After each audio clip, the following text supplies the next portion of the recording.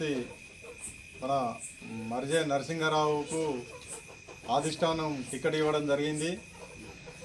ఆ టికెట్ ఇచ్చిన ప్రతిపాదనలో మా ముదిరాజ్ సంఘం యొక్క మద్దతు మర్జే అనిత నరసింహారావుకే ఉంటుందని మా ముదిరాజ్ సంఘం అంతా మేము ఏకగ్రీవంగా తీర్మానించుకోవడం జరిగింది.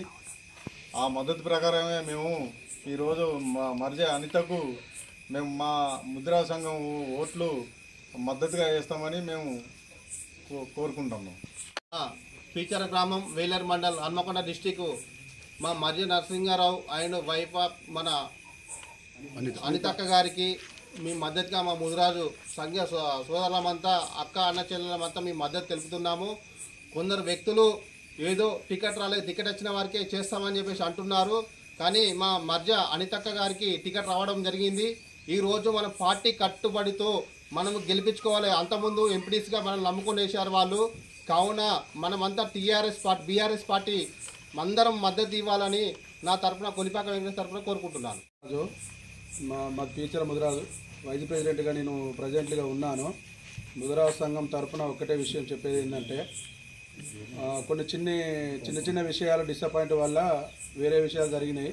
పొద్దున ఒకటి సమావేశం జరిగినది, అది కరెక్ట్ కాదు.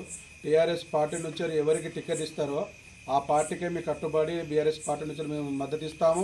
మర్జా అనిత వైఫ్ ఆఫ్ నరసింహారావుకు మేము మద్దతు ఇస్తామని ముదిరాజు సంఘం తరఫున తెలుపుకుంటున్నాం.